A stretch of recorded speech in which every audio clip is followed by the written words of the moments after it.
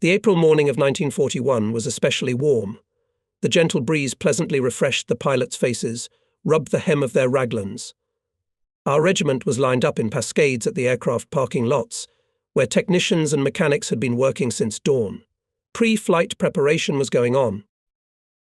The regiment commander, Major Ivanov, with a planning table in his hands, gave orders about the order of takeoff, work in the zones, reminded about safety measures. He spoke slowly, with the arrangement.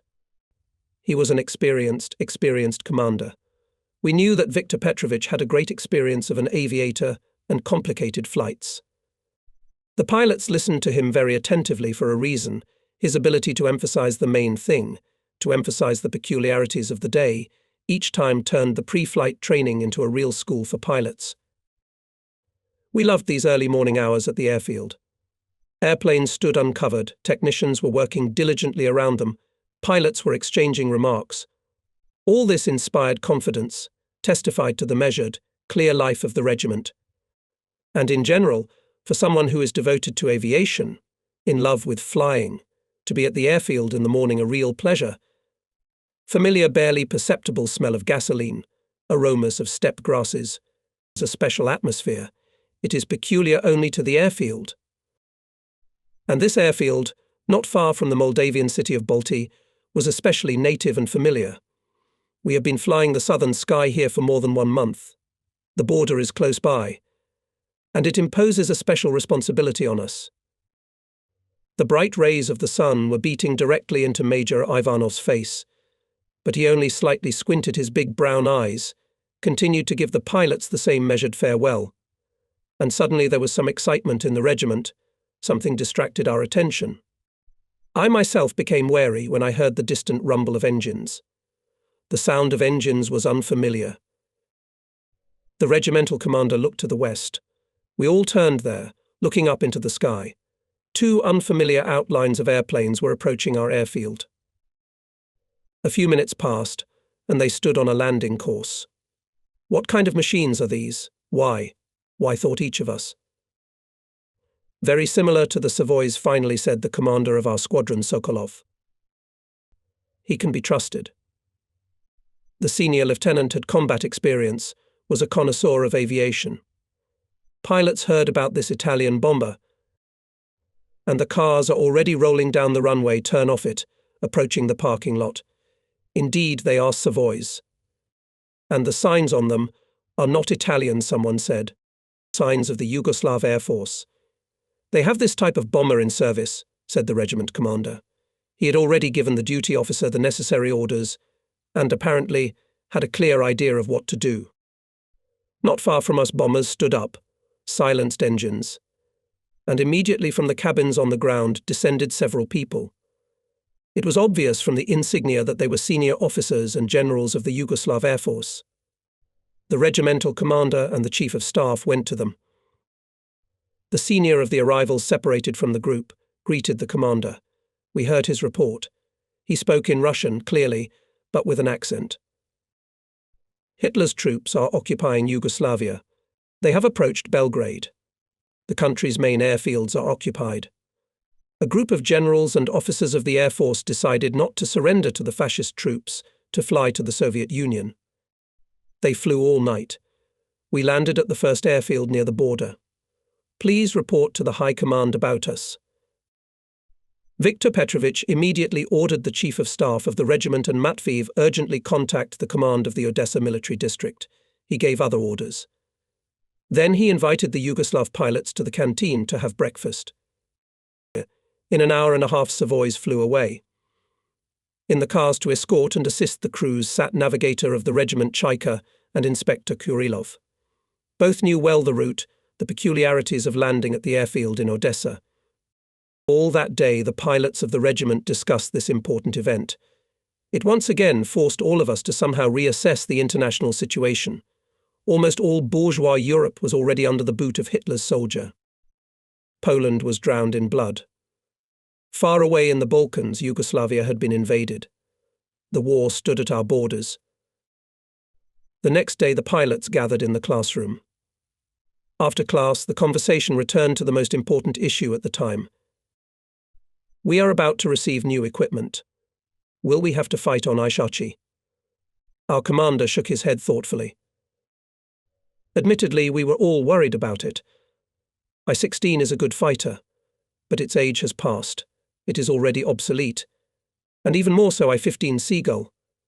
That night I, like my comrades, could not sleep for a long time. My thoughts were chasing sleep. I wanted to think over everything, to weigh everything. I realized that some formidable events were looming. Was I, as a fighter pilot, ready for them? Was I ready to fight with a strong and cunning air enemy with a versatile combat experience? Involuntarily I had to look back, to remember how the service was going, to note what was done and what should be urgently made up for. Our Fighter Aviation Regiment was formed relatively recently. In the unit were mostly young pilots, Komsomol members. It was necessary to prepare full-fledged air fighters from them in a short time. There were intensive flights to practice piloting techniques, training air battles, target shooting, ground training.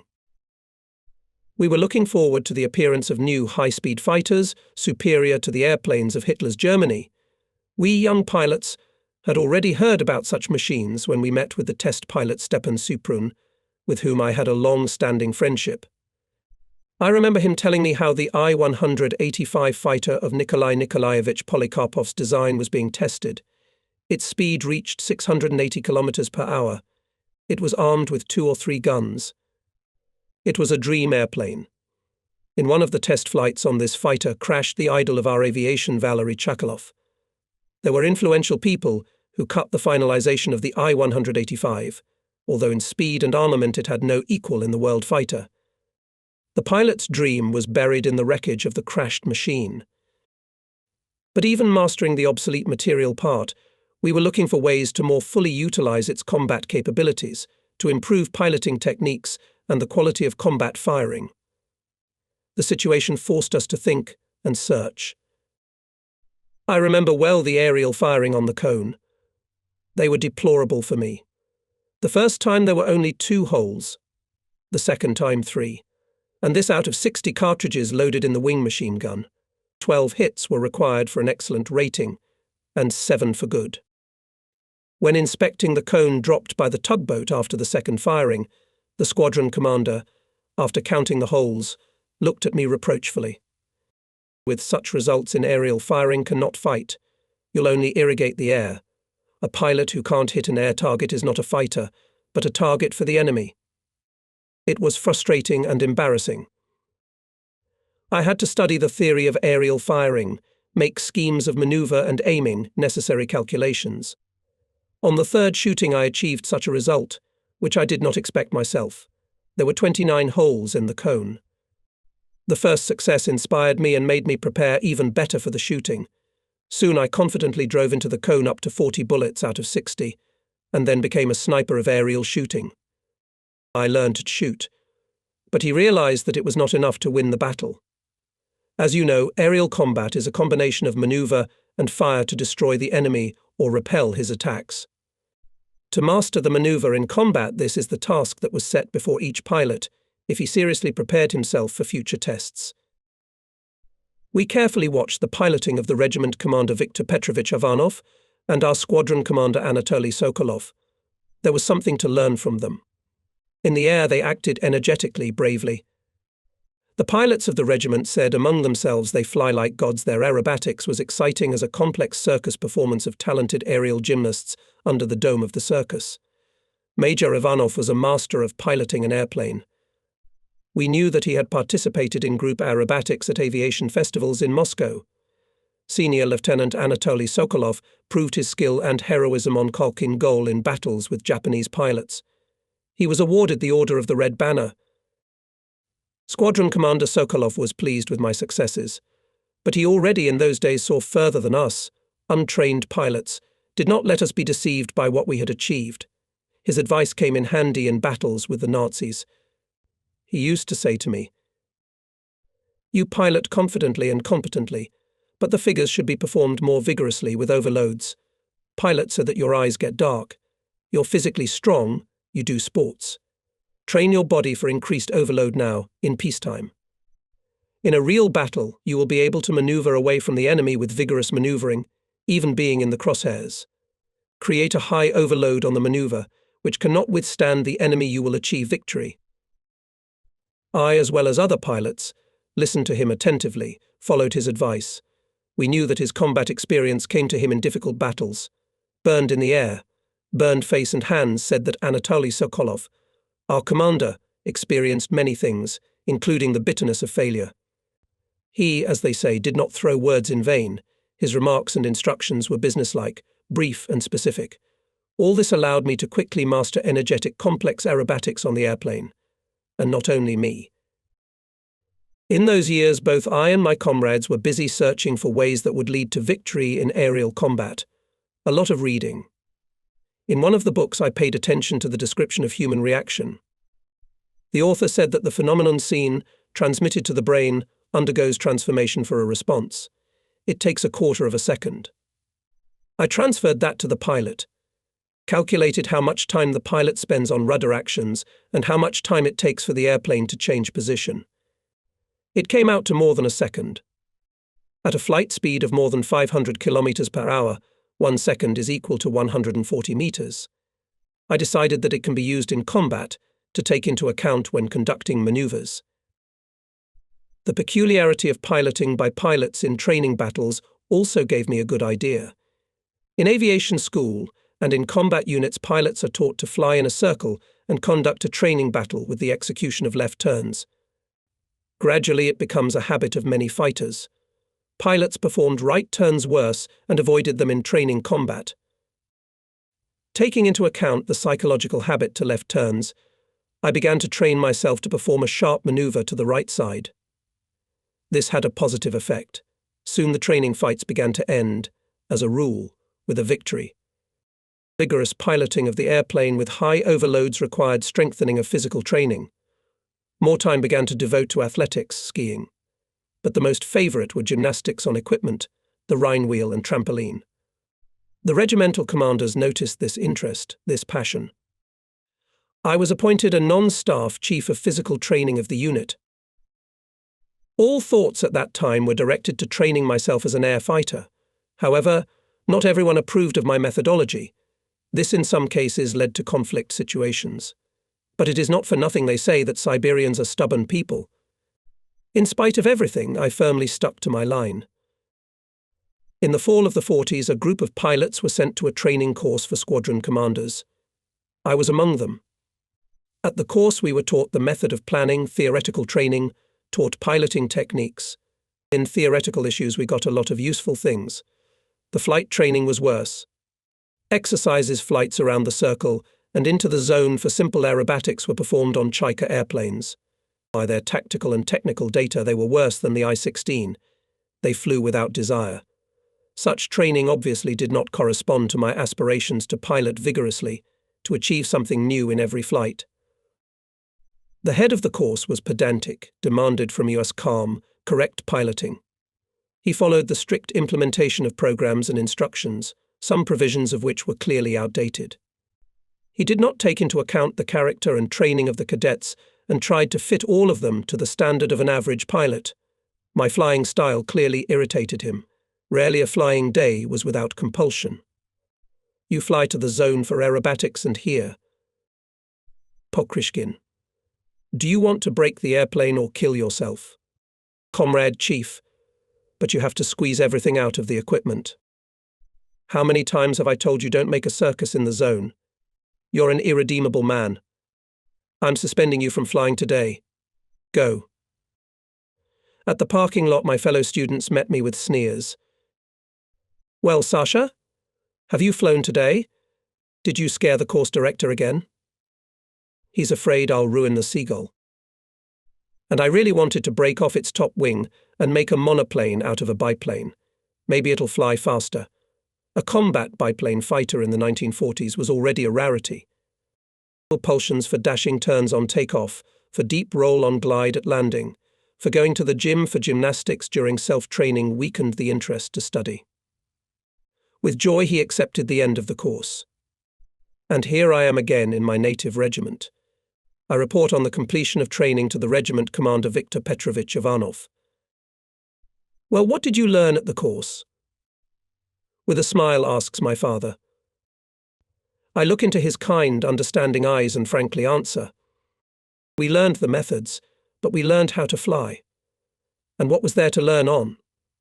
Seagull is like an old horse. No matter how much you push it, it will not run faster. Pilots among themselves call it a heavier-than-air machine. Well, it's in vain. At Khalkhin Gol it showed itself well, parried Ivanov. Although we all knew his love for the I-16. When was that, Comrade Commander? Now we need high-speed fighters. There will be high-speed fighters. Today you have a rest. Get settled with your lodgings. Tomorrow we'll start training for the transition to MiG-3. Time is of the essence. Standing next to Ivanov, Regimental Commissar Grigory Efimovich Chupakov detained me. The commander and I decided whether to appoint you, Alexander Ivanovich, deputy commander of the squadron, or only the commander of the link. The chief of the course complained about you. Any decision you make is law for me. I'll try to justify my trust with honor. Right. And what should I say to the head of the course about your violations? With a sly asked Chupakov. Answer him that now the main order of the party, everyone to prepare themselves for the defense of our homeland. A fighter cannot fly quietly, yes, Pologonichku, if he wants to fulfill a sacred duty to the fatherland. You must fly boldly and vigorously, so bequeathed to us Chakalov, so teaches us and the regiment commander. Well, you're not boring. You, Viktor Petrovich, are to blame for everything. How do you like it? Everything will be all right. When he becomes a boss, he will experience for himself how to educate his subordinates. Ivanov smiled. We were very pleased with the message that soon we will begin retraining on the MiG-3. In a cheerful mood, we went to settle in the hostel, the former school of the State Farm. The main time of the regiment personnel in May and June of the 41st year was spent at the Mayaki Field airfield. I have long remembered this flying field, overgrown with clover. To the right and left along the runway were fields of corn. Around them were the airplane parking lots. Every day, including Sundays, there was the hum of engines over the airfield.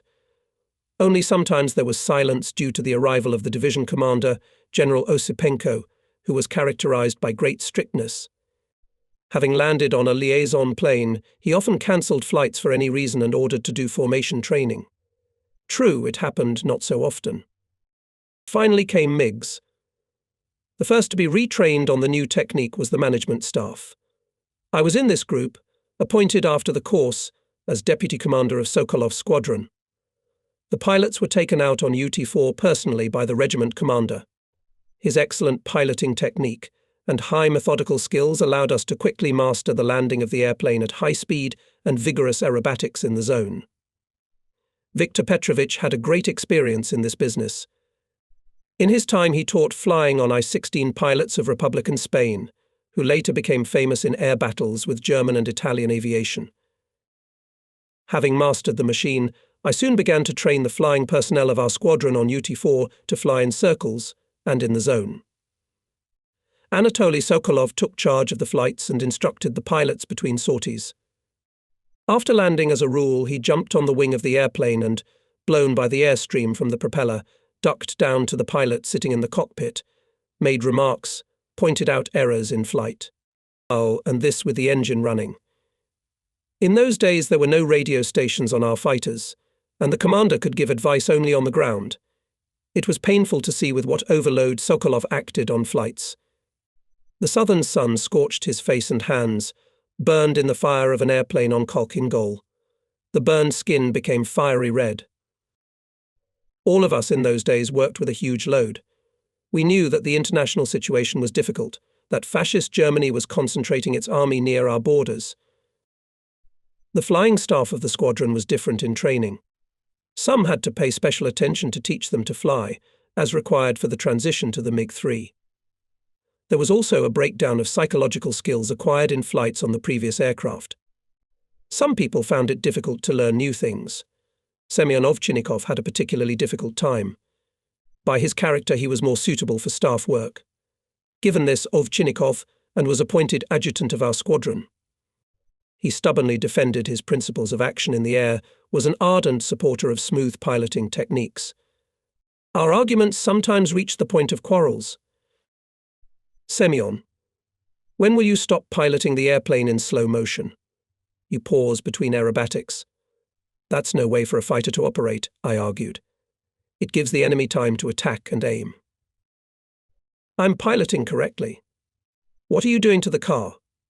You're throwing it so much that you're about to rip the tail off the wings. There's no other way to do it. If you want to win, you've got to be more energetic. Don't be afraid of overload. You've got to make your eyes dark.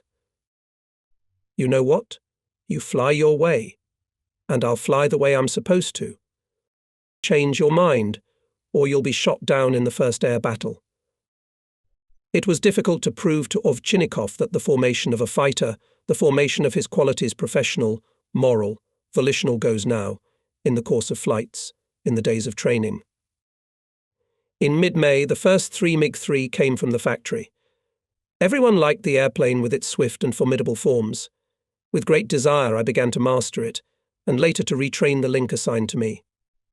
Soon we successfully completed flights around the circle, made several sorties to the zone. At the end of May, I was called Ivanov. Pokrishkin, you have already mastered with your squadron MiG-3. Boxes with airplanes for the entire regiment arrived at the airfield in Balti. The technical staff started assembling them. It's urgent to fly the MiGs here in Myaki. I think that the unit will successfully cope with this task. Thank you for your trust, Comrade Commander. We'll fulfill the task.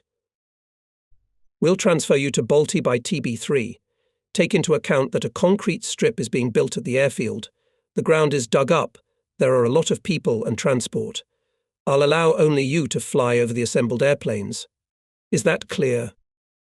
Yes, Comrade Commander. Start in the morning to fulfill it.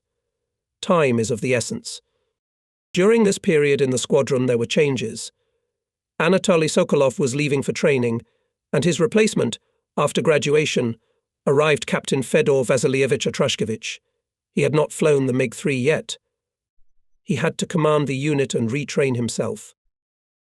Early in the morning, seated in the cockpit, gunner's heavy bomber TB3 flew to Balti. Speed is low, and I carefully observed the terrain, marked the characteristic landmarks for the ferry MiG-3. A familiar landmark appeared in the distance. It was a gasoline depot on a hillock near the airfield.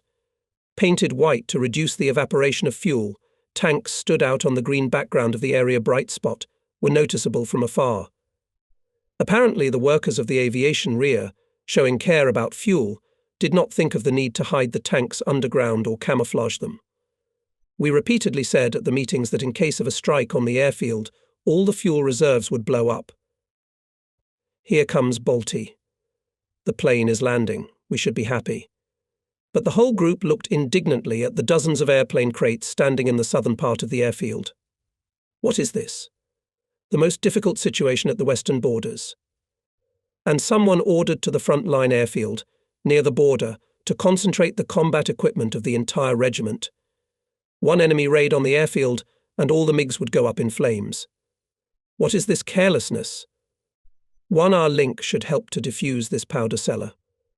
With such thoughts and approached the work site. A little calmed that the technical staff under the guidance of the chief engineer of the regiment Sholokovich, understanding the situation, worked on the assembly without sparing any effort. Several machines had already been assembled and tested on the ground. Without wasting a minute, took the first fighter on a flight. It went well. Soon on 3 MiGs at extremely low altitude went to Myaki. We returned on TB3. By evening we overflew and overtook another 3 airplanes. We were exhausted for that day, but we knew that we were doing important and necessary work. In the following days I included elements of complex aerobatics in the vertical plane in the complex of overflight. It was an additional training, which I did not have time to do in Myaki. With each flight I got to know the new machine better and better. Even the feeling of merging with the airplane appeared. With each flight it grew and strengthened. And the fighter liked it more and more. The airplane was created for vertical combat, and piloting it, I tried to master vertical figures. Once, Diving on the airfield, I vigorously brought the plane near the ground on the hill. Suddenly I felt a sharp warming in the cockpit. I looked at the instruments. The water temperature increased rapidly. Here it is already above the permissible norm. Immediately went to land, reported to Sholokovich about the malfunction in the engine cooling system. The inspection revealed a break in the radiator flap. Breakage. Nothing terrible, Sholokovich said calmly. We will replace the flap with another one and everything will be all right. He was supported by the team leader from the factory, seconded to the assembly of aircraft. No, comrades. This will not do, I objected. This is a design defect. The flap is made of a very thin sheet of dural. At high speed it can break off at any moment. How do you fly? Not only the flap, but also the wings can break off. The tests at the Research Institute did not reveal such a defect. The representative of the plant stood his ground. I don't know how you tested there, but the defect is serious, I objected. In combat can be even higher speeds on the piloting, even higher overloads. What do you want? That the pilots, because of the flap in combat, forced to land next to those who were shot during the assault? Let's check another airplane. The second flight with a steep dive also led to the rupture of the radiator flap. There was nothing to argue about. We gave a telegram to the factory. I should note that the defect was eliminated promptly. Factory crews replaced the flaps first in our regiment, then in other units. In the course of overflight and distillation of airplanes, our squadron managed to work out many elements of aerobatics. All pilots had a sense of cohesion with the MiG-3 in flight, ready to conduct air battles on it. One thing bothered me: the armament on this machine was still weak. Unfortunately, in combat we would have to compensate for this shortcoming by accurate firing from a short distance. We always flew to Miyake at extremely low altitude, at a strafing flight, over the very tops of trees or a few meters above the crops. Such flights required from the pilot great self-control, exceptional attention and clear movements of the airplane control rudders. In the course of them, a psychological readiness to fly the fighter close to the ground was formed. And the flight itself was exciting. You could really feel the speed.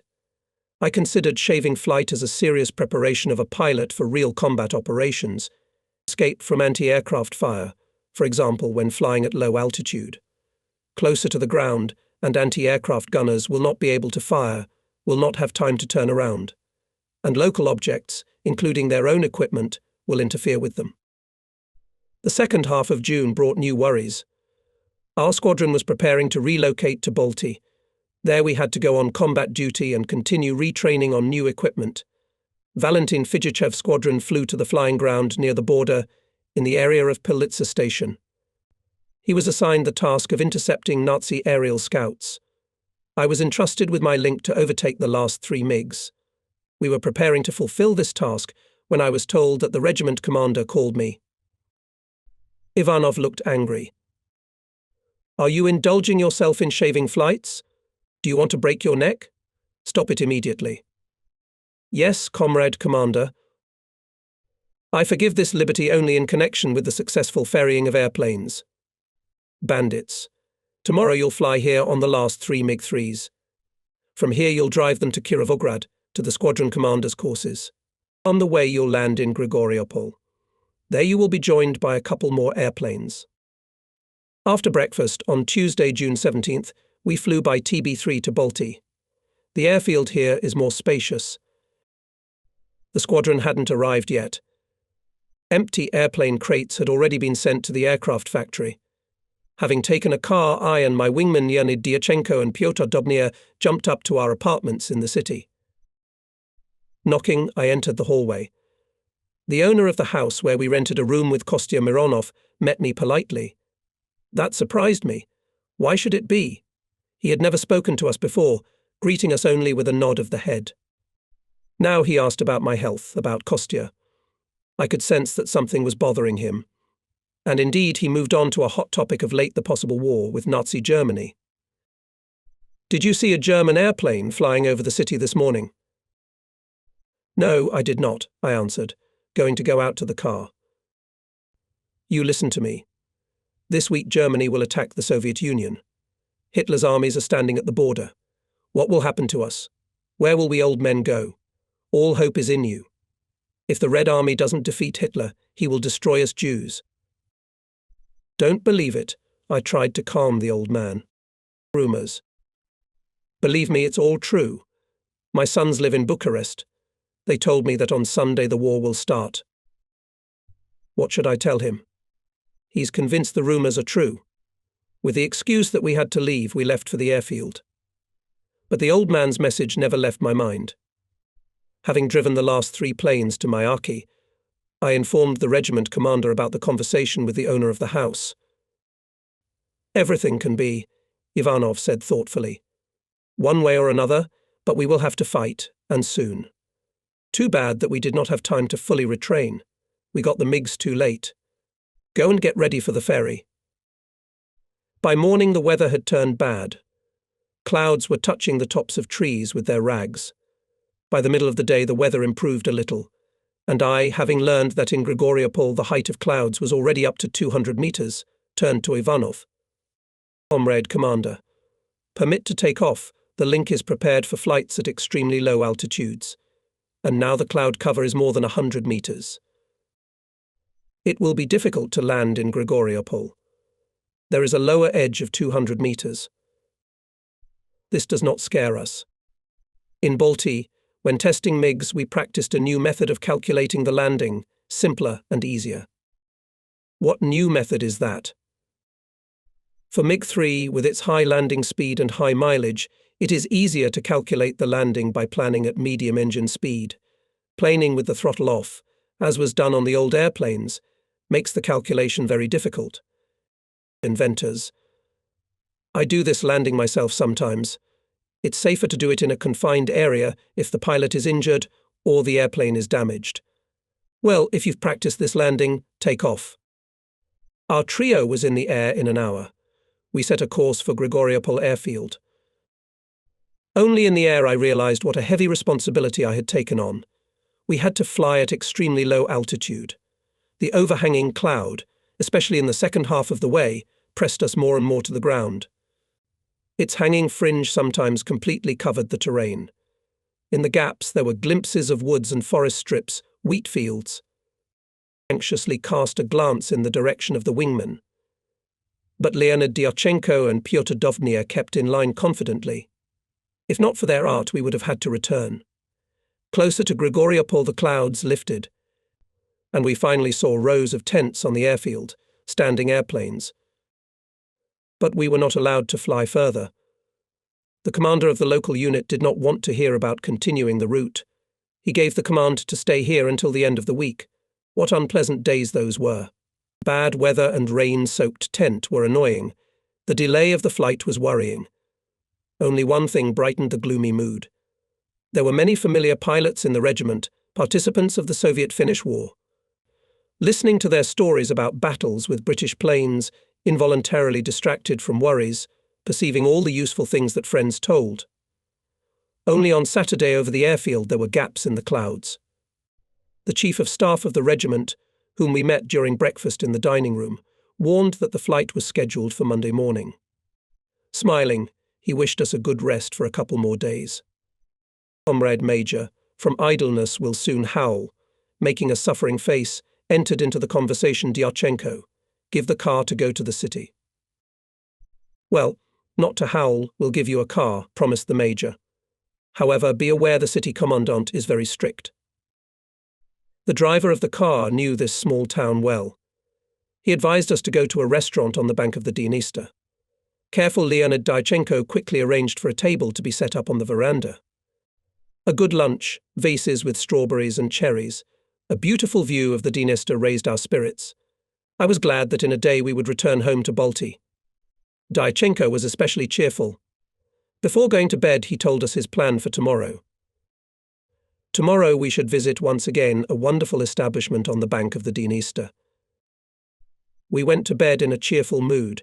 We had no idea that Dyachenko's wish would not be fulfilled, that he would give his young life defending the sky of the motherland and would be buried on the land of Ukraine. After all, it was Saturday, June 21st, 1941. Who in those hours knew what Sunday afternoon would be like? Frequent ringing sounds picked up from the bed. They were hitting the rail. An alarm. I habitually fumbled in the darkness for clothes and boots, and nearby the stomping of the regiment's aviators running past the tent. Dyachenko, looking at me from the bed, grumbled unhappily. "Why did you jump up? At home you are tired of drill alarms, and here they don't let you sleep. What do we have to do with the affairs of this regiment?" "Stop talking. Hurry up and get dressed. Catch up with us. We went to the CP, I warned my comrade. Indeed, lately training alarms have been announced often, and it somehow dulled the wariness. But today these signals made me remember the conversation with the owner of the apartment in Balti. I quickly ran to the regiment's control center, located on the border of the airfield.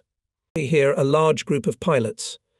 They received instructions from the chief of staff of the regiment, and the rumble of engines was growing over the airfield. There was no doubt there is a dispersal of aircraft. You could feel the tension in everything. It was immediately transmitted to me. Squeezing in to the chief of staff, asked, "What happened? Combat or training? War. There's already fighting on the border. There may be a strike on the airfield." War. That word alone made me dumbfounded for a few seconds. Then I began to think feverishly what we should do. Keep chasing airplanes or return to our regiment? The last events flashed quickly in my mind. What about Balti? How are things going there? There's bound to be a raid on the airfield and the city. Who will repel the blow? My squadron is here in Grigoriopol. Fidjichov's is at the landing site. This is half of the squadron, and the most prepared. We've made a decision we must fly to Balti. Stop. Our airplanes have no weapons and no ammunition, so we can't fly to Balti, only to Myaki. Comrade Chief of Staff, let us return to our regiment. Let the technicians prepare our planes for departure. Stand down. All the technicians are busy now. 2 squadrons are preparing to fly to Kishinev. But we can't wait. I make a decision to prepare airplanes for the flight by my link. I still have the experience of a senior aviation technician. Dovbyanya, Dyachenko, quickly to the planes, we'll fly to Myaki. And we ran to the parking lot, to our MiGs. And from the airfield already began to take off in links of I-16s and MiG-3s. They were taking a course to the west. Soon, behind the Dniester, luminous traces drew the gloomy sky. There was a rumble of bomb bursts. The ground beneath our feet shook. Well done, neighbours. They managed to intercept the enemy planes, did not let them hit the airfield. A group of bombers, attacked by fighters, turned to the left. Trapezoidal wings characteristic of the U-88 became visible. The bomber formation began to break up and 2 burning airplanes fell out of it. Rapidly falling torches, they crashed into the ground west of the Dniester. We stood amazed. That's how it is. War, I thought, having seen a real air battle for the first time. Soon our troika approached the Myaki airfield. The parking lots were empty, all the planes were scattered on the edges of cornfields and camouflaged. After landing and I approached the corn. The wingmen stopped nearby and turned off their engines. I had to intervene. You're all lined up like a parade, aren't you? Have you forgotten? This is a war. Get out of the way now. A regimental engineer approached our planes. I immediately addressed him. I ask you to shoot the weapons of our planes and prepare the MiGs for departure. Shoot the weapons on my plane at 100 meters. This is not according to the instructions, calmly objected Sholokovich. It is supposed to be at 200 meters. In these minutes, every second of delay seemed to me a crime. Let the weaklings shoot at 200 meters, and I will shoot at 100 and less.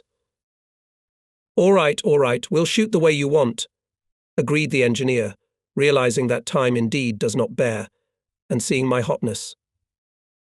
At the command post, I did not find the regiment commander. I turned to the chief of staff and Matveev. I report in view of the special situation. The performance of the task of ferrying airplanes stopped.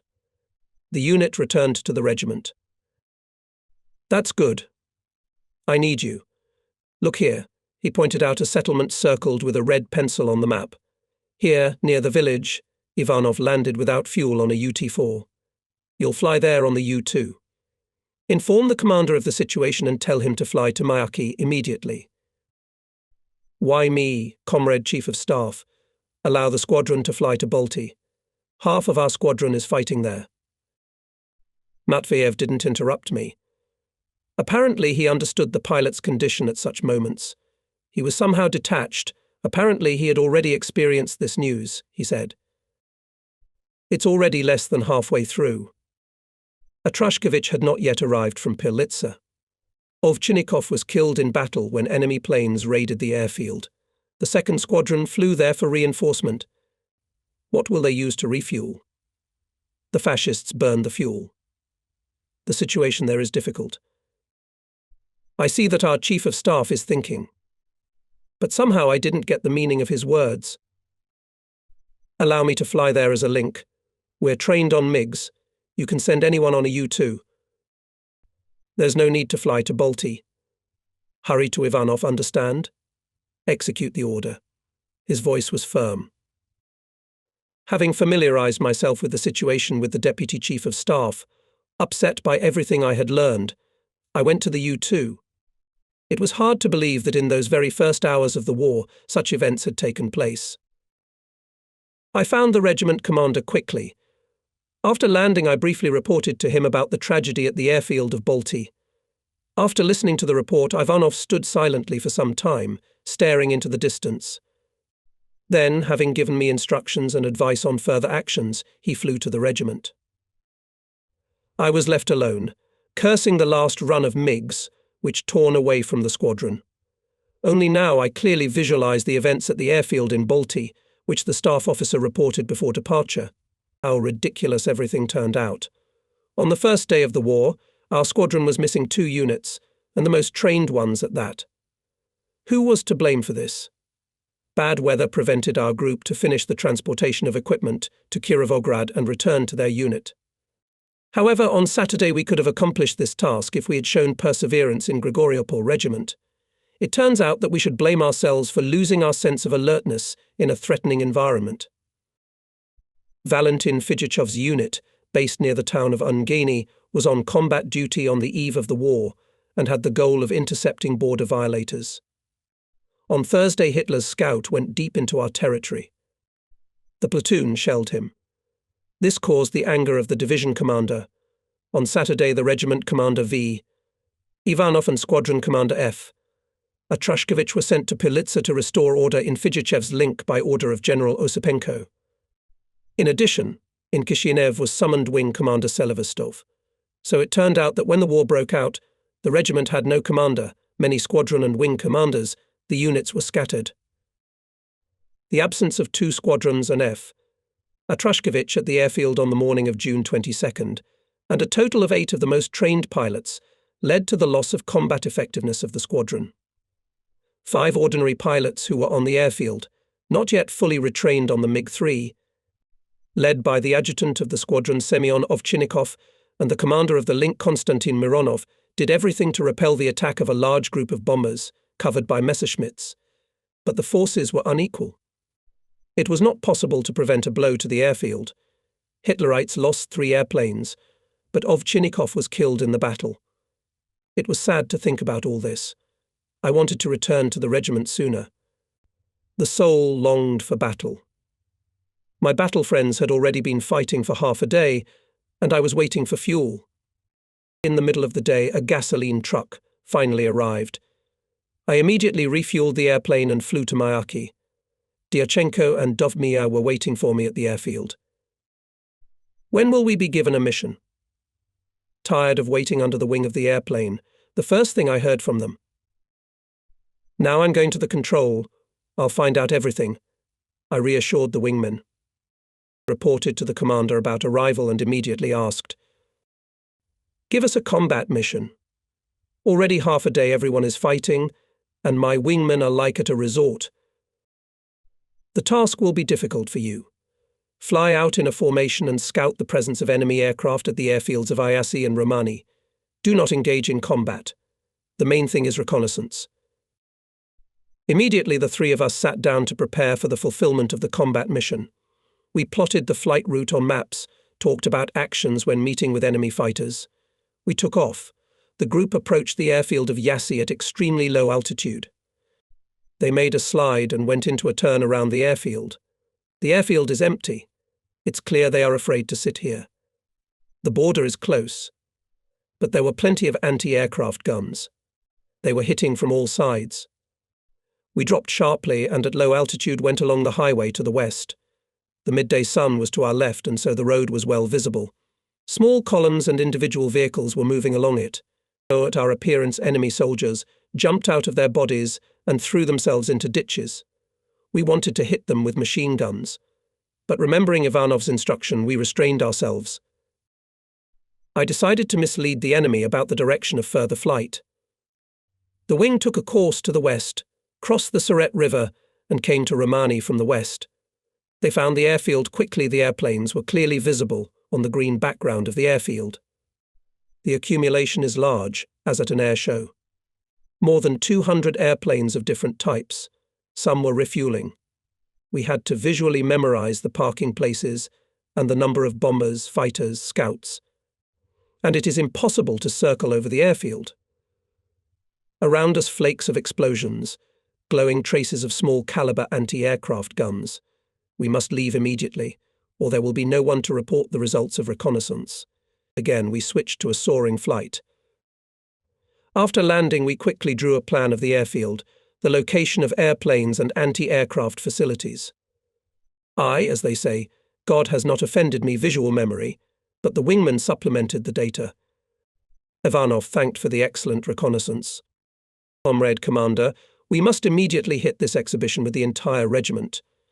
That's where they were flying from to bomb our airfield in Balti. We should burn them while the airplanes are on the ground, I suggested to Viktor Petrovich. Don't be so hot. We can't make such a decision without the division's consent. They'll soap our necks for arbitrariness. Go to the parking lot and wait for orders. The sun was already sloping toward the horizon, and the command to fly to Romanov was not received. Dyachenko did not cease to resent. Well, why did we, as dumbfounded, ran amidst anti-aircraft fire? What good that mapped the airfield with airplanes? Don't whine. And so nauseating, I interrupted Dyachenko. Time still allows. Maybe we'll take off. At this time from the control room was a phone call to be in readiness number 1. Rejoiced, quickly climbed into the cockpit. Minutes passed, no rocket for departure. The telephonist came running and reported that 3 enemy bombers were flying in the direction of our airfield. Everyone to be ready to repel the attack. The order was transmitted from the control room. Well, we did not hit them in Romani. Now they will hit our airfield. I was angry at such disorderliness and slowness. And, as you know, anger does not lead to good. Airplane technician Vakhnenko, looking carefully into the sky, shouted, "Comrade Commander, they're flying." I looked in the direction where he was pointing with his hand. I saw a group of bombers in the distance. With the first contact, I started the engine and drove out of the parking lot. The engines on the other planes started. Knowing that takeoff is made on command from the SCP from different directions, I decided to take off before everyone else. But why are there no rockets for departure on the alert? Excruciating seconds, and suddenly over the control room soared 3 red lights. Immediately took off and rushed to the bombers. Here they are not far away. Airplanes painted in black, green and yellow spots. The design is completely unfamiliar. I turned a little towards the bombers, and the low evening sun blinded me. It did not allow me to look more closely during these short seconds of rapprochement type of machines. I decided that the enemy was about to bomb the airfield. I throw my plane in a sharp turn. I go to the tail of the leftmost and from 50 meters open fire, but had time to give only a short cue as my plane from the jet attacked spontaneously makes a barrel. The bomber, turning to the left, went down. That's enough, I thought. Turned my plane to the right flank of the group, making a slide to attack from above. And then I was dazed on the wings of the stars. What have I done? I attacked my own airplane. I'm flying next to the group and I don't know what to do next. When I saw the MiGs that took off later than me rushing towards the group, I threw the airplane in front of them. I wiggle my wings, put myself under their sights, not allowing anyone to shoot. Soon our pilots understood the situation and went to the airfield. I was the only one flying next to the group and could not decide what to do. Shame and disgrace burned my heart. A stray thought of making a turn into the ground. I was deterred from this action by the appearance of other bombers in the air, in the column of which was attached and the group I attacked. So that's it. Everyone is going to Romani. That's my justification to block the airfield, and not to let the fighters take off. Above the airfield, under heavy anti-aircraft fire, my fighter circled for 15 minutes. I was ready to attack the enemy planes. But no one took off, and our bombers never came up. Probably they were working on other targets, I decided, and set a course for home. I'm approaching Yassam. Columns of smoke below. It all makes sense. Ours were bombing an enemy troop concentration near the Prut River. In these minutes I calmed down a little. I realized that I had only one way out to justify my deed in further battles. In Myaki, trying not to be seen by the pilots, I went to the command post. I appeared before Ivanov. I'm standing there, keeping silent. The commander looks at me, and there is anger and pain in his eyes. Well, hero, you've distinguished yourself. How did you manage to shoot down your Su-2? Don't ask me. I'm sick to my stomach. I went in against the sun and didn't see the stars on the camouflage coloring. I wanted to hit the ground after that. What are you doing? Are you out of your mind? Is it your fault? Don't rush off before you know who's in front of you. The group was already near the airfield. I thought they were Germans, so I decided to attack faster, not to let them drop their bombs. Anyway, like an angry dog off the chain. All right, calm down. In another time, the prosecutor would have asked you other questions. The plane that was hit was forced down. It's a pity that the navigator was wounded. The technique will be restored. Several pilots of the regiment listened attentively to this conversation. Comrade Commander, why didn't they show our new planes? According to rumors, there is still a bomber P-2, similar to the Mi-110. At least they sent albums with photos of our planes. Otherwise we'll beat our own, so that strangers will be afraid voices were heard. All have spoken out. Ivanov couldn't stand it. Regiment command will take your requests into account. He was going to say something else, but involuntarily listened. Over the airfield appeared MiGs. We realized that a group arrived from the airfield of Balti.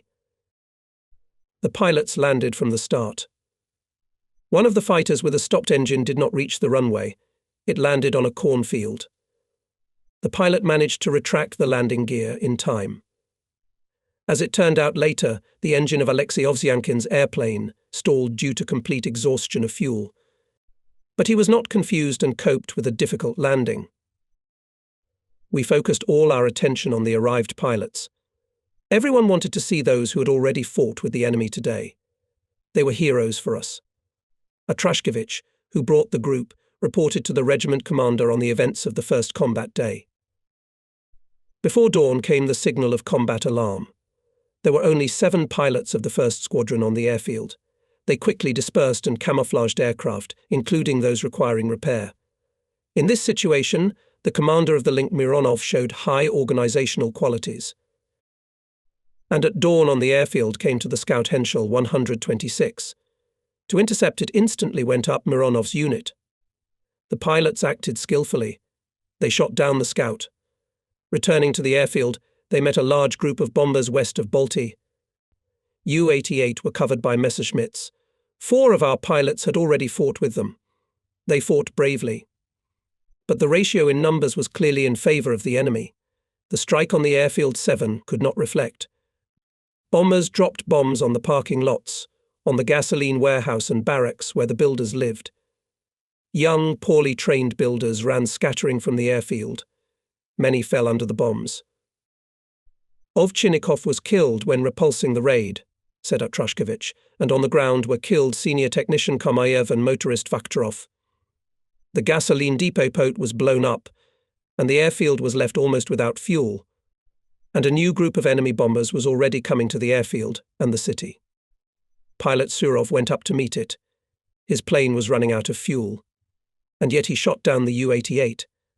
But then the engine stopped.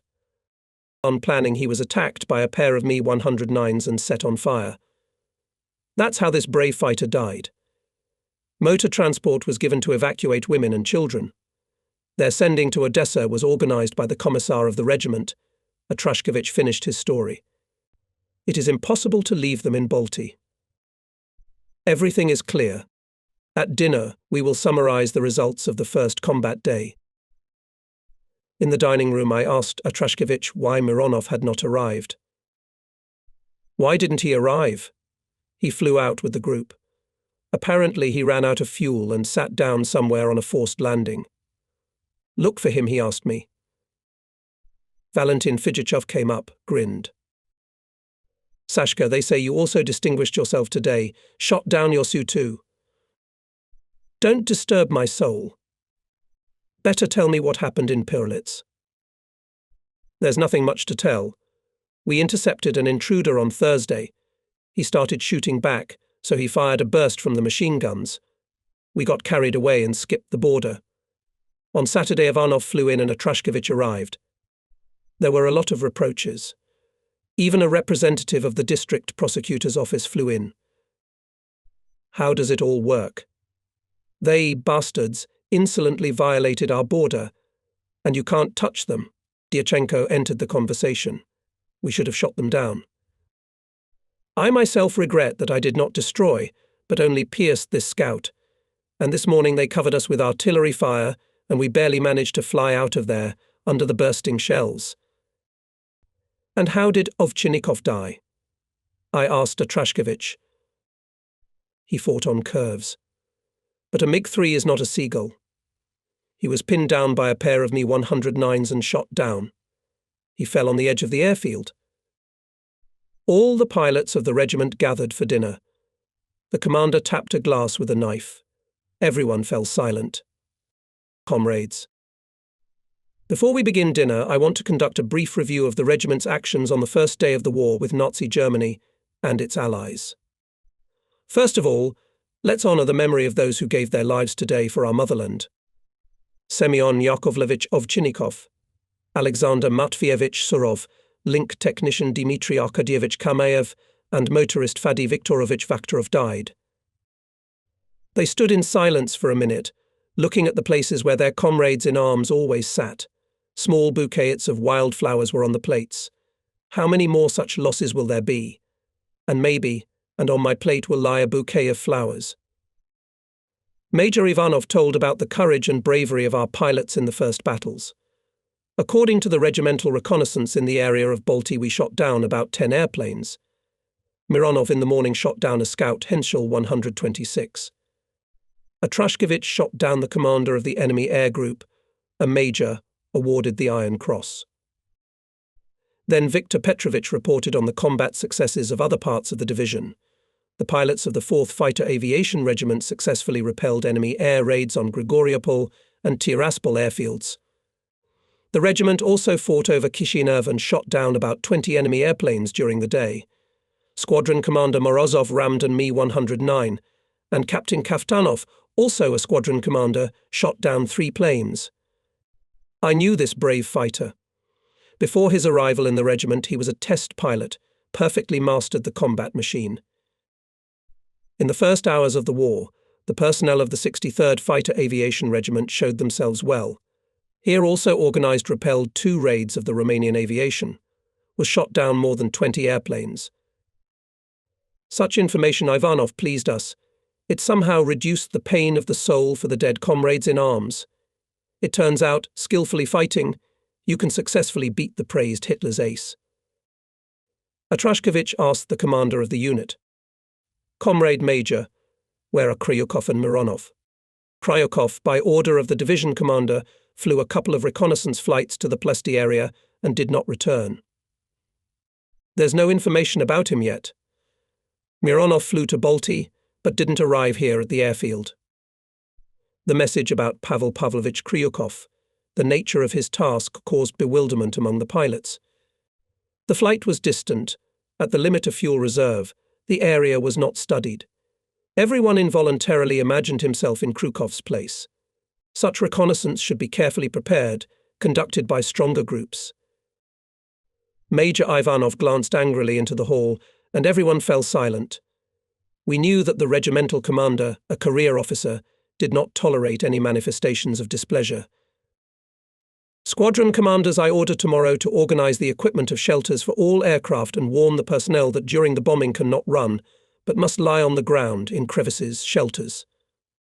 A direct hit to a person is very rare. If we teach the personnel to behave properly during bombing, then casualties on the ground will be extremely rare. Now everybody get some sleep. Early in the morning we'll start the combat work. I couldn't sleep for a long time that night. I was worried about Kostya Mironov, my friend, and it would be necessary for a short night in June to throw off the load of today. My thoughts about the Su-2, as well as my attempt to block the airfield in Romani alone, prevented me from sleeping. I realized more and more that by taking on such a task, I was getting cocky. I could not do it alone. Luckily for me, there were no Messerschmitts in the air, otherwise I could have died beautifully in front of the enemy pilots and technicians. Early morning. From the east the sky was getting brighter and brighter, and only in the west it was covered with night gloom. From the airfield came the growing rumble of running engines. It was interrupted by the crackle of short bursts from machine guns. It was the technical staff checking the serviceability of weapons. Firing of weapons from today was ordered to be carried out from the parking lots, and not in a shooting gallery, as it was established in the days of peace. The pilots stood in squadrons around their commanders. They watched the tracks, drawing from different directions the dark horizon. All were silent, occasionally looking in the direction of the command post of the regiment. They involuntarily thought about the results of yesterday, about what the day to come is preparing for us. The family pilots were worried about the fate of their relatives who remained in Balti. A short sleep did not bring rest. Drowsiness overcame them. The silence was broken by Dyachenko. I want to sleep, at least a couple of hours. How can it be a rest, just 4 hours? That's what I wanted. Yesterday, almost all day long, you lay under the wing of the airplane, and today you want to repeat your feat. Is your uncle going to fight for you? You'll live till winter, then you'll get some sleep, responded Fidjichov. But you didn't do much yesterday either, retorted Dyachenko. He wanted to say something else, but held back. Ivanov and Matveev came out of the command center. Something long they conjured up. Pilots with clipboards and pencils in their hands prepared to listen to instructions. Ivanov looked at everyone carefully. The front line within the actions of our regiment is unchanged and runs along the Prut River. Our task for today, to strike at troop concentrations and enemy columns in Romania, the reflection of enemy air raids in the regiment's operating area, as well as, said the commander, reconnaissance, and prevent the breakthrough of enemy aircraft deep into Ukraine. In squadrons, Ivanov ordered to keep one link in readiness to reflect a possible raid on our airfield. Specific combat missions, he warned, will be set later. And now to the airplanes. Quickly loaded into the backs of cars, all parted. Having heard the technician Ivan Vakhnenko about the readiness of the aircraft, I began to wait for the order to carry out the combat task. I felt bad this morning. Every now and then in my mind the picture of Su-2 attack came up. I was tormented by the unknown about Kostya Mironov. I was deeply worried about his fate. We had long ago formed a true friendship. 3 bachelors, me, Mironov and Pankratov, lived in the same apartment in Kirovograd and then in Balti for almost 2 years. We spent our free time together. Where is Kostya now? What about him? These questions did not give rest.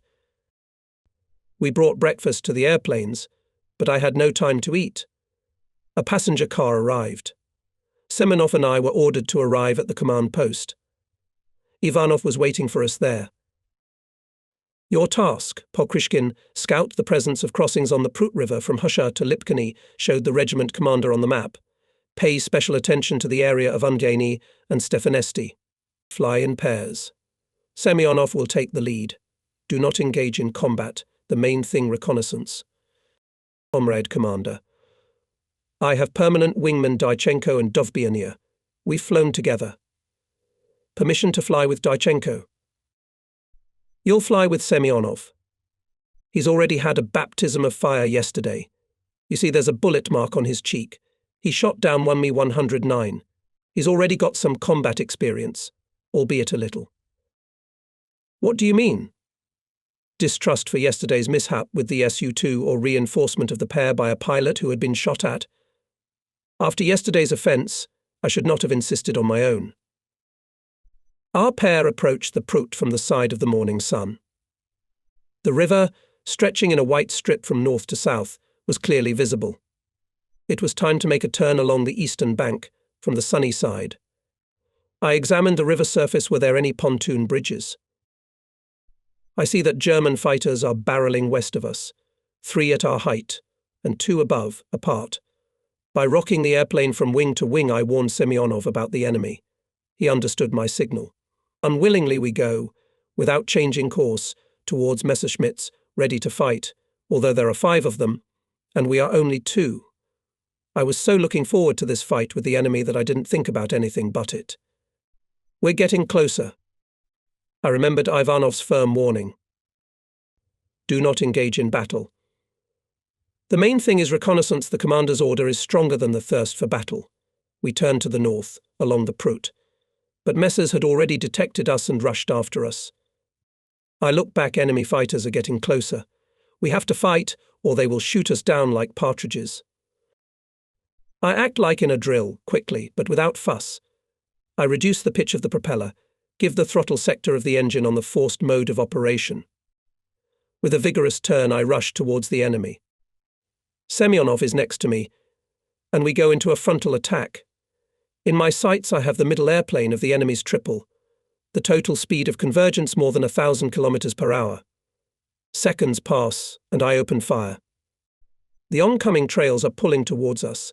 Almost crashing into the Mi-109, I skip close over it and vigorously move my plane into a vertical slide. At the top point, I dump the MiG on the right wing and look to my right for the 3 Messerschmitts that skipped under us. I was firmly convinced that after a frontal attack it would go left combat turn, and in fact it did. There they are, below and ahead of me. The German pilot's habit of left combat turns was confirmed.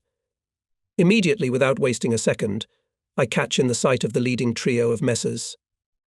Just had time to aim, as to the right of the wing of my airplane the trace is carried away. The upper pair of Mi-109 came up, it and attacked me. The situation is not in our favour. I make another dash upwards, dark in the eyes from overload. At the top of the hill my vision is quickly restored. Confident that the pair of Mi-109s chasing me could not create such an overload, and is somewhere ahead and below, I turn the plane around the vertical axis and see Messers, where I expected. Now it is necessary to attack, but at that time I caught a glimpse of Semyonov's plane. He is below me by 400 meters. What's wrong with it? Why white flakes of smoke behind the tail? He's being attacked by a trio of Messers. Shot down and now will light up, flashed a thought, and, stopping the pursuit of the pair, I turn my plane into a vertical dive on the trio of Mi-109. I enter the attack.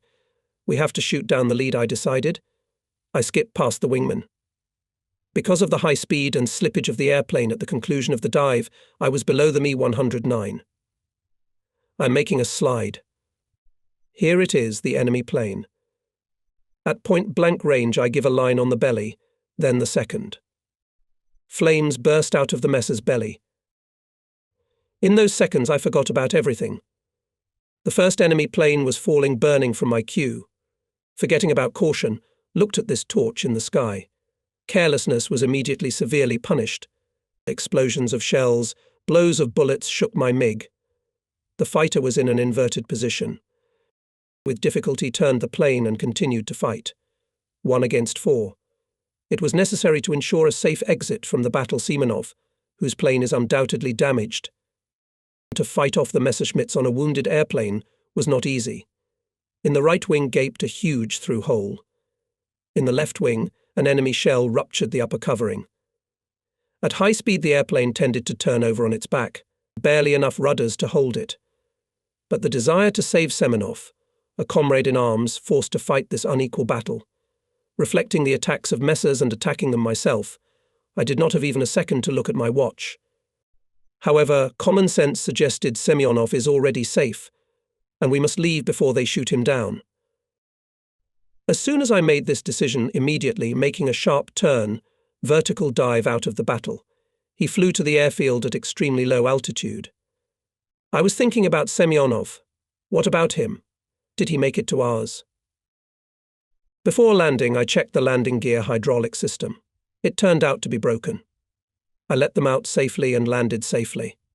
I barely made it to the parking lot and turned off the engine. I couldn't get out of the cockpit right away. A terrible fatigue. Ivan Vakhnenko, the technician of the airplane, having inspected the damage, stood by the cockpit and looked at me in bewilderment. In my mind, I was reconstructing the whole picture of this heavy battle, my actions, explosions of enemy shells in the plane. I barely turned my head to look at the parking lots, and then I saw Semenov running up to my airplane. The joy that he was alive immediately removed all physical weight. I jumped out of the cockpit, dropped my parachute and stepped towards my comrade. Alive? Well, all the anxiety has fallen from my soul, I shouted to him. At that moment he was more dear to me than my brother. How badly were you hit? Not a single hole. But how did you end up here? When I was leaving, I saw you falling down burning, he asked in surprise. I've already reported to the command center that you were shot down. They mutilated the plane badly, but they didn't shoot it down. And Burning was the one who was going to shoot you down. Why did you leave the battle? The engine started acting up. The plugs went out as soon as I gave it some afterburner. Afterburner. Did you lighten the propeller before that? I forgot. I figured it out later. I wanted to come to your rescue, but when I saw you falling down burning, I turned back home. All right, I'm going to report to the CP. I was walking and thinking. Semyonov is a brave guy, but he was undertrained in the operation of the MiG, not knowing how to use the engine afterburner. Having heard the report, Ivanov said with a smile, Well, took my soul away. Congratulations on the first shot down, Messerschmitt. It turns out you can beat them. Only next time don't put the tail of the airplane in the enemy's crosshairs. But we have to reconnoiter. Take another airplane in the squadron and fly out with your link. The mission is the same. Yes, Comrade Commander. The task the squadron will fulfill. I answered cheerfully. We approached Prut at high altitude from the sun. Then steeply descended, combed the river section. We didn't find any crossings, so we went back. That was the end of that day for me. In the evening I again mentally presented the whole dynamics of the battle with 5 Messerschmitts. Destruction of the Me-109s made me happy and gave me confidence in the future. However, in my mind all the time, like a worm, sharpened doubt about the correctness of actions. On the one hand, the victory over the Messerschmitt, on the other hand, heavy damage to my plane. The attack, of course, was risky, but justified. During it, 2 Me-109s were behind my airplane, on the right and left. But if I had not shot down the leading one, it would have shot Semenov down seconds later. The mistake was that I, after igniting the Messerschmitt, delayed for a few seconds, watching the falling enemy plane. Here they are, the seconds used by the enemy. From the analysis of the first battle, there was a conclusion, which became an inviolable rule for me: do not look after the downed plane, and vigorously maneuver away and look for a new enemy. All the war won was guided by this law, and taught it to my pilots. This rule has saved me and my comrades from death more than once. And the morning began with a call to the command post. Ivanov put before me an unexpected task. Fly with your unit to Pilitsa. Attack the German paratroopers on the airfield there. Take off immediately. In Pirlitz, we carefully inspected the airfield from above, but we found only 3 parachutes lying around. They must have been left by German pilots who landed from a downed bomber. We realized that it was one of those panic messages about the landing, which often came to the division from the locals.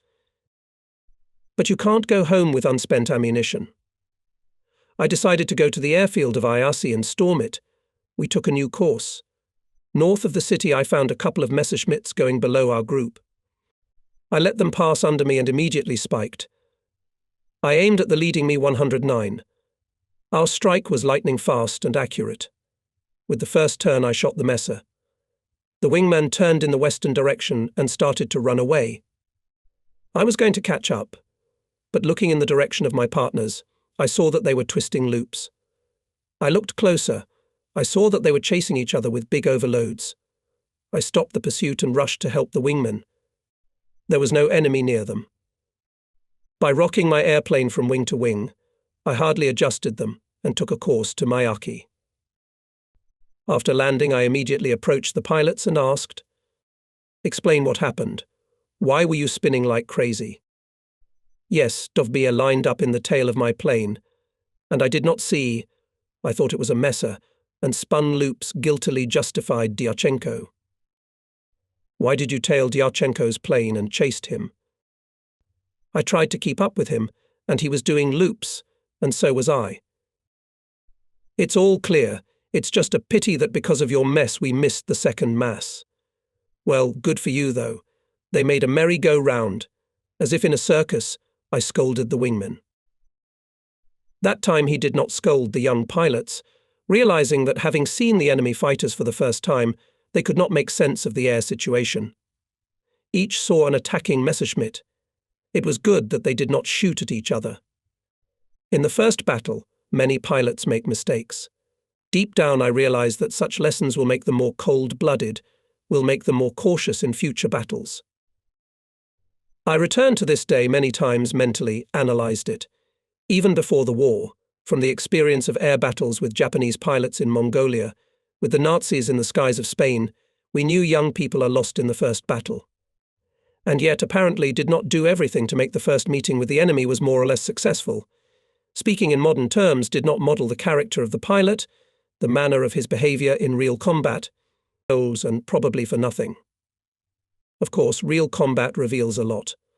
But it is necessary to cognize oneself, to prepare for the decisive battle long before it. Apparently, there was not enough. To fulfill the inviolable army rule to teach what is necessary in war.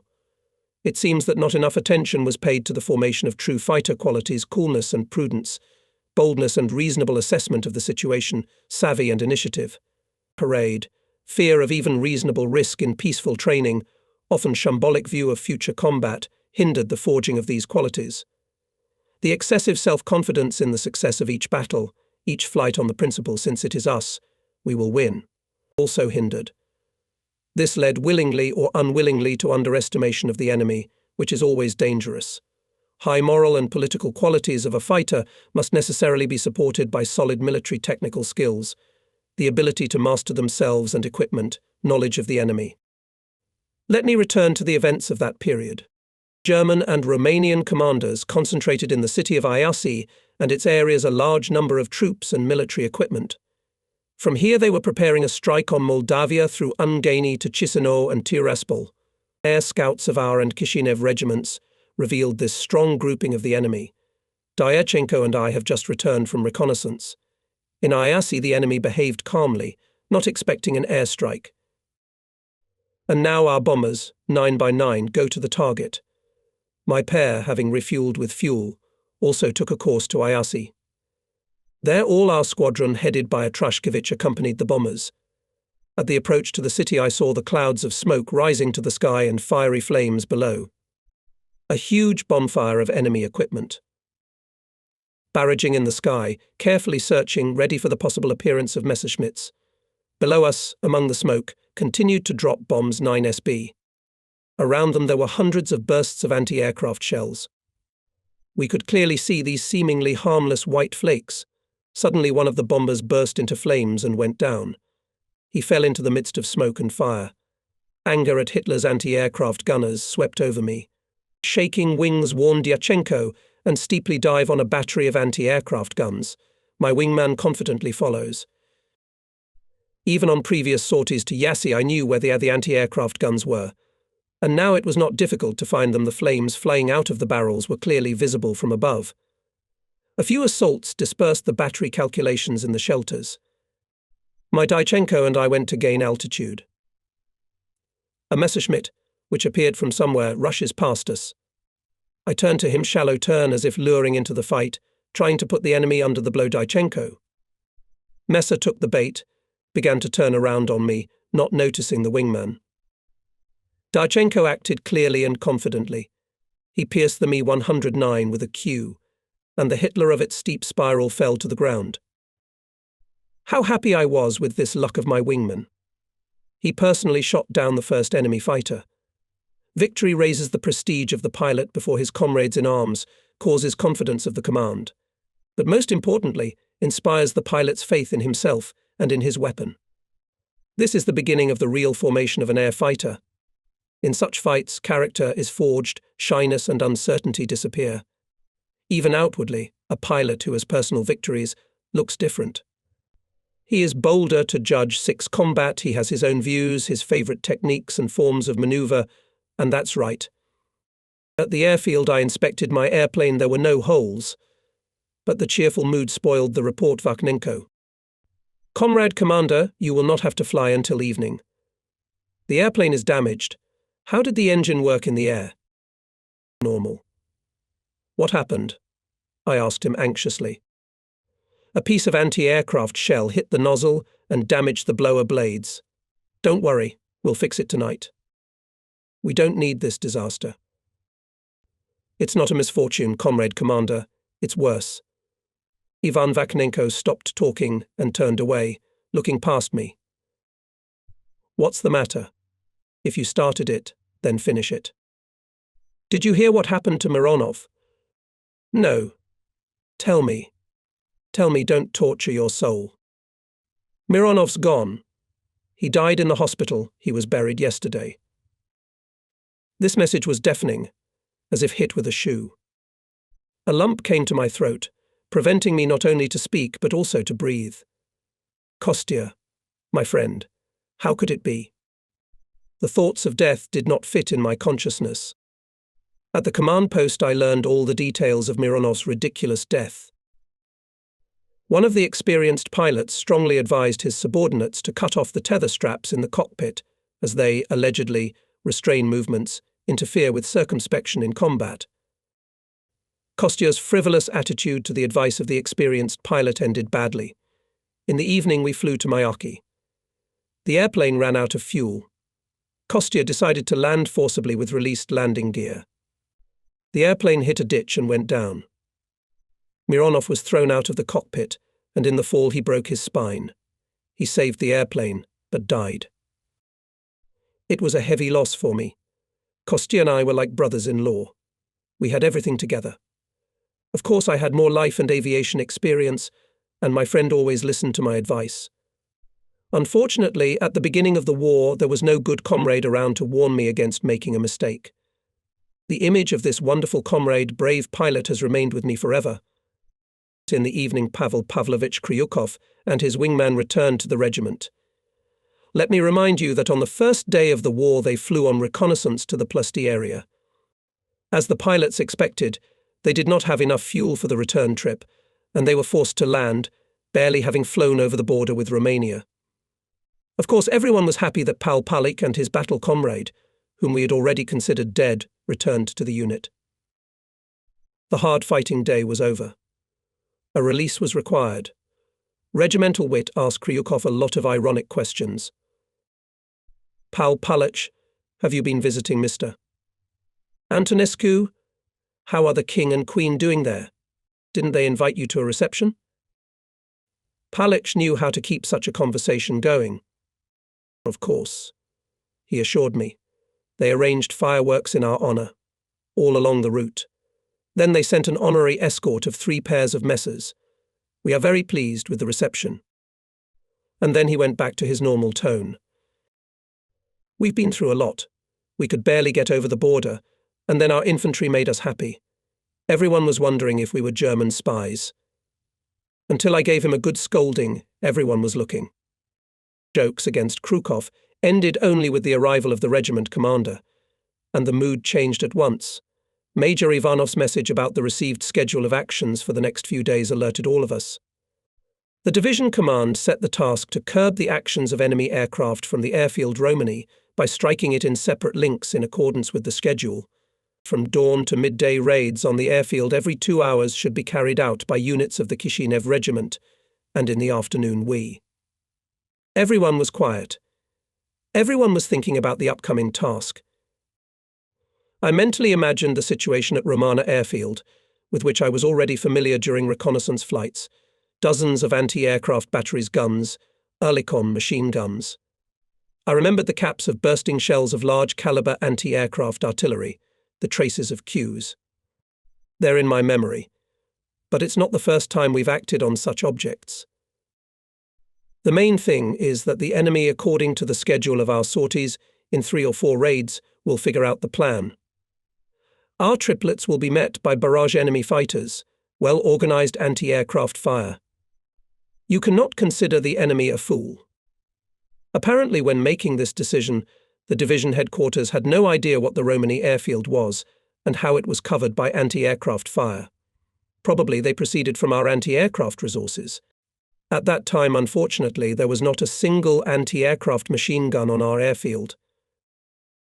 Everyone who will have to fly to the Romani, there is something to think about, to reflect on how to solve this combat task.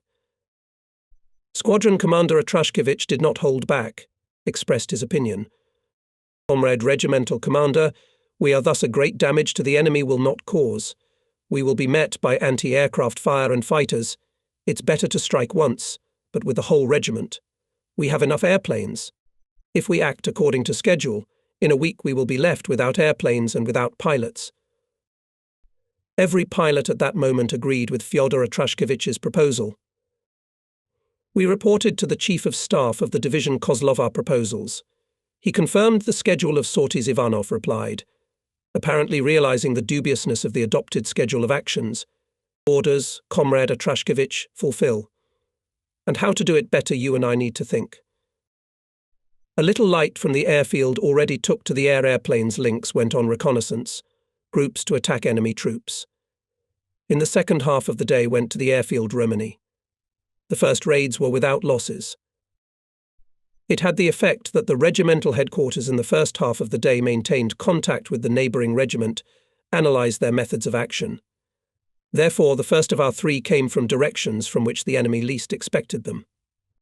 Major Ivanov skillfully led the combat operations, instructed each group, listened attentively to reports on the fulfillment of combat missions.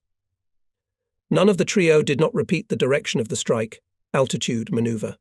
Regimental commander, relying on the data of the headquarters, did everything to avoid a pattern in combat operations. He even slightly shifted the time of the strikes. The sun was already above the horizon, when to the parking lots of our planes came bomb explosions from the direction of Kotovsk. Everyone listened. It became clear the enemy aviation was bombing the city. Instantly about 10 MiGs took off. The group headed for Kotovsky. 9 U-88s, having bombed the station, turned to the west. Our pilots attacked them from the start. Junior Lieutenant Yakovlev, who was the first, aimed at the leading bomber and, without leaving the attack, crashed into it. The enemy formation fell apart. Continuous attacks, pilots destroyed junkers one after another. The last of the 9 was shot down over the Prut River. Only then the group returned to the airfield. It was a great victory. I landed with difficulty. The only bullet that hit the plane punctured the oil tank, but still there was enough oil. It saved the engine from jamming and me from a forced landing. After landing, there was a lot of talk about this successful fight. Soon we learned the details of the death of the brave pilot Nikolai Yakovlev. Success in the destruction of 9 junkers was largely predetermined by his daring attack. Having shot down the leader of the enemy group, he broke the control and psychologically suppressed the organized opposition of the enemy.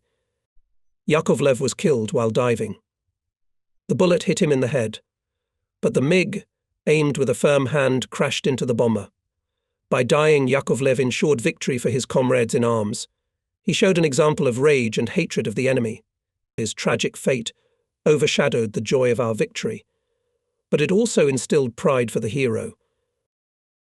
After learning the details of the death, the pilots unwittingly or unwillingly complained about our aircraft designers for the lack of armoured front windows on the fighters. We already knew that the Messerschmitts had them.